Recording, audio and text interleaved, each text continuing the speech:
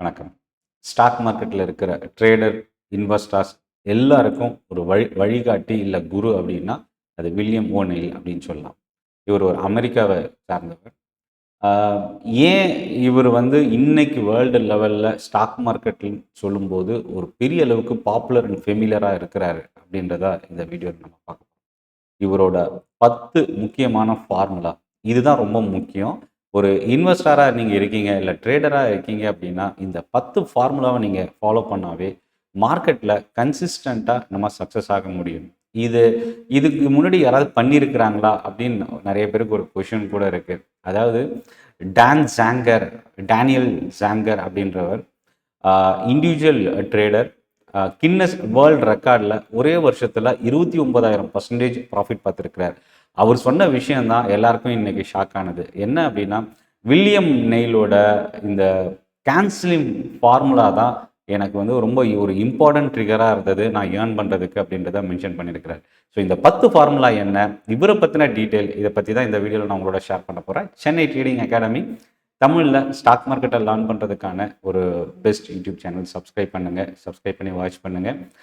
Telegram குரூப்புக்கான லிங்க்கும் வீடியோவோட டிஸ்கிரிப்ஷனில் இருந்து நீங்கள் யூஸ் பண்ணிக்கலாம். ஸோ இதில் ஃபஸ்ட்டு நம்ம பார்க்க போகிறது என்னென்னா, நம்ம இவரை பற்றி தெரிஞ்சுக்க போகிறோம். அதுக்கப்புறம் இவரோட அந்த 10 ஃபார்முலா என்ன அப்படின்றத பார்க்கலாம்.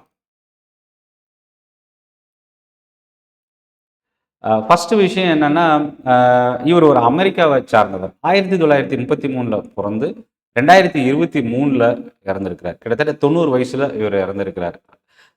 ஸ்டாக் புரோக்கராக 1950 ஒரு இன்வெஸ்டராகவும் இருந்திருக்கிறார்.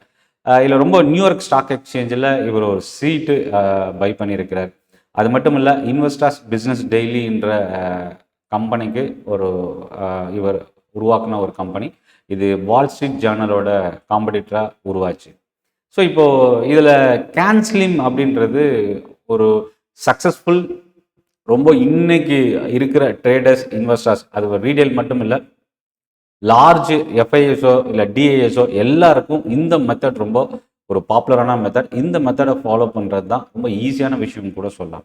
இந்த கேன்ஸ்லிம்ன்றது ஒவ்வொரு வேர்டும் ஒரு மீனிங் இருக்குது. ஸோ இது பார்த்தீங்கன்னா, இந்த சி கேன்ஸ்லிமில் இருக்கிற C current earnings, A annual earnings growth, new products services என்ன மென்ஷன் பண்ணோம், S supply and demand, L leader and laggard, I institutional sponsorship, market direction M அப்படின்றத கொடுக்கும். ஸோ இந்த 10 ஃபார்முலா என்னென்ன அப்படின்றத ஒன் பை ஒன்னாக பார்க்கலாம். இதில் ரொம்ப முக்கியமானது என்னென்னா, இந்த கேன்சலிங் மெத்தடை 1988 இவர் பப்ளிஷ் பண்ண புக்கில் இதை டிஸ்க்ளோஸ் பண்ணியிருக்கிறார். How to make money in stock. இது இன்னைக்கு இந்தியாவில் ரொம்ப ஃபெமிலியராக கிடைக்கக்கூடிய ஒரு புக்கு. அமேசானில் இருந்து கூட நீங்கள் பர்ச்சேஸ் பண்ணிக்கலாம்.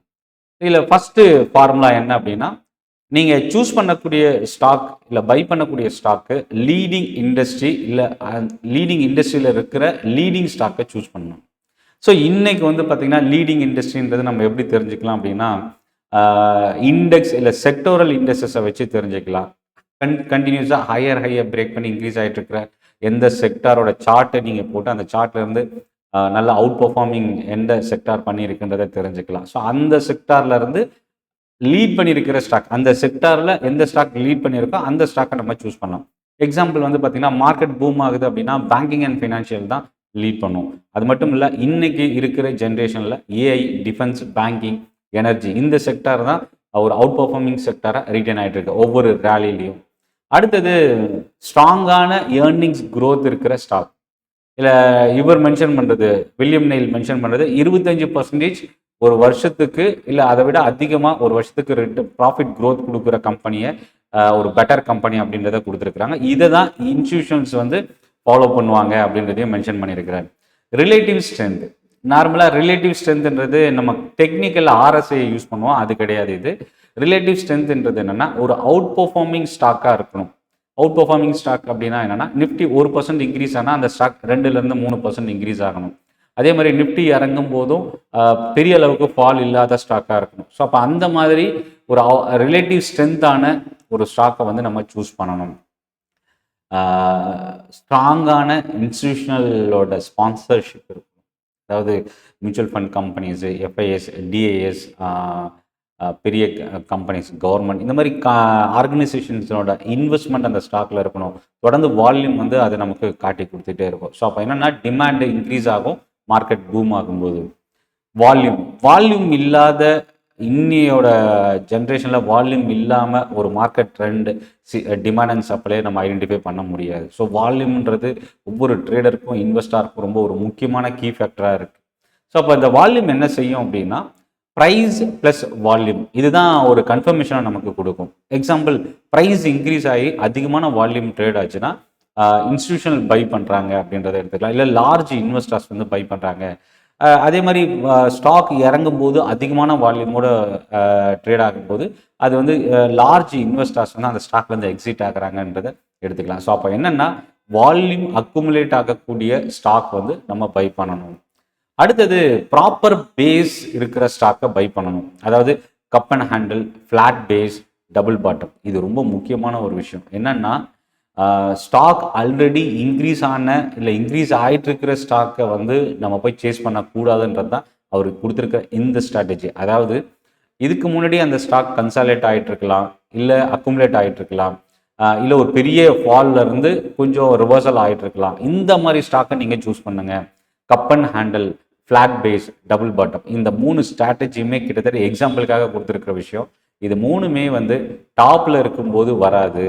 ஒன்று ஆவரேஜ் அக்குமுலேஷன் இருக்கும்போதோ, இல்லை பாட்டமில் இருக்கும்போதோ, இல்லை ரிவர்சல் ஆகும்போதோ தான் இந்த ஸ்ட்ராட்டஜி வந்து அப்ளை ஆகும். ஸோ அப்போ அவர் சொல்கிற விஷயம் என்னென்னா ஸ்டாக்கை ஆல்ரெடி எக்ஸாம்பிள் நம்ம எடுத்துக்கிட்டோம் அப்படின்னா சில்வர் வந்து நியர்லி 90,000 1 lakh கிட்ட இருந்தது ஒரு கிலோகிராம். பட் 1.5 வந்தது, 2 வந்தது, 2.5 வந்தது, 3 வந்தது.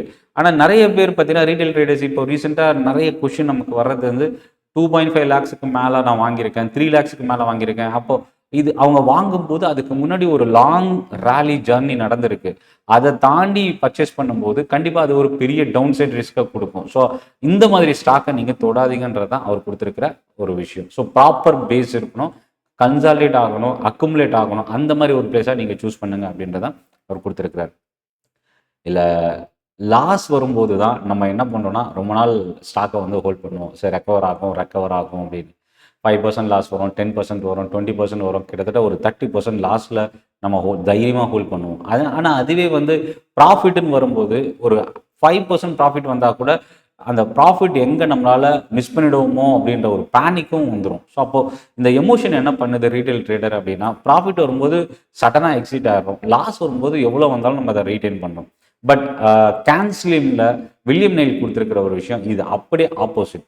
லாஸ் வந்ததுன்னா உடனே எக்ஸிட் ஆகிடுங்க. பட் ப்ராஃபிட் வரும்போது நீங்கள் அதை ரன் பண்ண விடுங்க. அதாவது லாஸ் வரும்போது 7 to 8% வந்து ஒரு நாமினல் லாஸ் வந்து மேக்ஸிமம் நீங்கள் அவர் ரெக்கமெண்ட் பண்ணுற ஒரு பர்சன்டேஜ் வைஸ் ரிஸ்க்காக கொடுத்துருக்கிறார். அதே வந்து ப்ராஃபிட் வரும்போது நீங்கள் ஒரு சில ஸ்டாக்ஸ் வந்து நம்ம கேள்விப்பட்டிருப்போம். அதாவது 50% இன்க்ரீஸ் ஆகிருக்கு, 80% இன்க்ரீஸ் ஆகிருக்கு, 100%, 200%.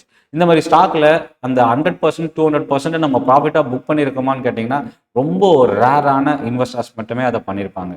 பட் 90-95% அதை மிஸ் பண்ணியிருப்போம்.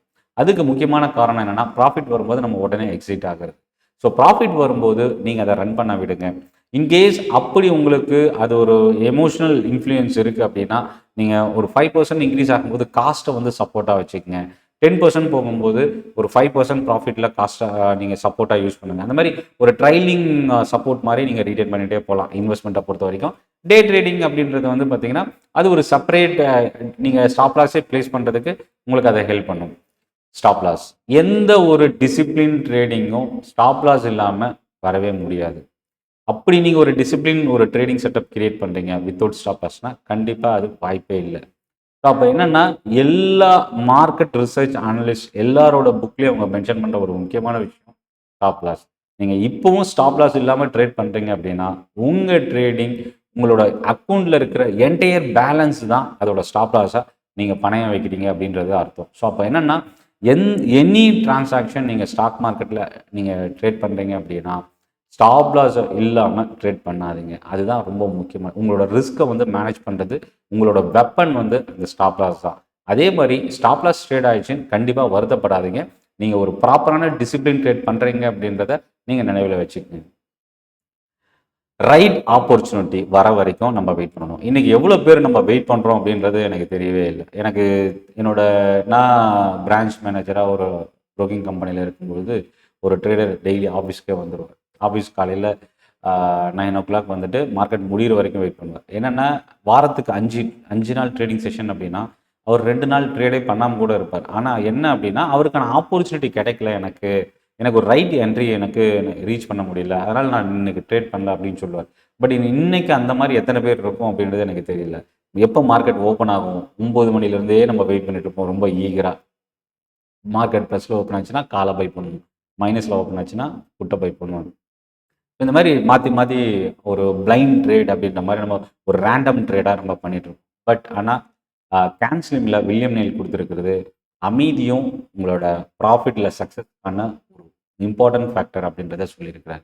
ஸோ ஒரு சரியான ஆப்பர்ச்சுனிட்டி வர வரைக்கும் நீங்கள் வெயிட் பண்ணுங்க. ஒரு ஸ்ட்ராங் செட்டப், ஸ்ட்ராங்கான ஏர்னிங், ஒரு ஸ்ட்ராங் பிரேக் அவுட், இதுதான் இவரோட இந்த கேன்ஸ்லிமில் இருக்கிற மெயின் அப்ஜெக்டிவாக பார்க்கலாம். இப்போ கன்க்ளூஷன், லீடிங் ஸ்டாக்கை சூஸ் பண்ணுங்க. ஒரு ஸ்ட்ராங் ஏர்னிங் க்ரோத் இருக்கிற ஸ்டாக், ரிலேட்டிவ் ஸ்ட்ரென்த்து, அதாவது இண்டெக்ஸை விட பெட்டராக பெர்ஃபார்ம் பண்ணக்கூடிய ஸ்டாக்காக சூஸ் பண்ணுங்கள். அதிகமான இன்ஸ்டிடியூஷனல் வந்து ஃபோக்கஸ் பண்ணக்கூடிய ஸ்டாக்காக பாருங்கள். வால்யூம் வந்து அக்குமுலேட் ஆகிற ஸ்டாக்காக ஃபாலோ பண்ணுங்கள். ப்ராப்பர் பேஸ் சேஸ் பண்ணாதீங்க. ஸ்டாக் ப்ராஃபிட்டில், அதாவது ரேலியில் இருக்கிற ஸ்டாக்கை ஓடி போய் சேஸ் பண்ணாதீங்க. லாஸ் வந்தால் உடனே கட் பண்ணுங்கள், ப்ராஃபிட் வந்தால் ரன் பண்ண விடுங்க. ஸ்டாப் லாஸ் மிஸ் பண்ணிடாதீங்க. ஸோ ரொம்ப பேஷண்ட் தான் இந்த ட்ரேடிங்கில் இருக்கிற ரொம்ப முக்கியமான ஒரு விஷயமாக பார்க்கலாம். ஸோ வில்லியம் நெயிலோட இந்த கேன்ஸ்லிங் மெத்தடில் பேஸ் பண்ணி தான் டேனியல் சாங்கர் அப்படின்ற ஒரு இண்டிவிஜுவல் ட்ரேடர் கின்னஸ் வேர்ல்ட் ரெக்கார்டில் ஒரே வருஷத்தில் 29,000% ப்ராஃபிட் பார்த்து கின்னஸ் ரெக்கார்டில் வந்து அவரோட பெயர் இடம் பிடிச்சிருக்கிறார். ஸோ அதுவே நம்ம இந்த வில்லியம் நெயிலுடைய இந்த கேன்ஸ்லிங் மெத்தட் ரொம்ப ஒரு ப்ரூவ் பண்ணியிருக்கு அப்படின்னு கூட சொல்லலாம். சக்ஸஸ்க்கான ஒரு ப்ரூஃபாகவும் நம்ம பார்க்கலாம். ஸோ அதனால் இந்த ரீடெயில் ட்ரேடிங்கில் நீங்கள் இருக்கீங்க அப்படின்னா ரொம்ப ஸ்மால் அமௌண்ட்டு தானே, நான் எதுக்கு இதெல்லாம் ஃபாலோ பண்ணணும் அப்படின்னு நினைக்காம நீங்கள் எவ்வளோ அமௌண்ட் வச்சுருந்தாலும் இந்த ஸ்ட்ராட்டஜியை ஃபாலோ பண்ணி பாருங்கள். நாளைக்கு உங்களுக்கு மேபி ஒரு சக்ஸஸ் கன்சிஸ்டண்ட்டாக கிடைக்குது அப்படின்னா ஒரு பெரிய கான்ஃபிடென்ட், பெரிய அமௌண்ட்டு போட்டு ட்ரேட் பண்ணுறதுக்கான வாய்ப்பும் உங்களுக்கு கிடைக்கும். இந்த செஷன் யூஸ்ஃபுல்லாக இருக்கும் அப்படின்னு நினைக்கிறேன். சென்னை ட்ரேடிங் அகாடமி சப்ஸ்கிரைப் பண்ண மறந்துடாதீங்க.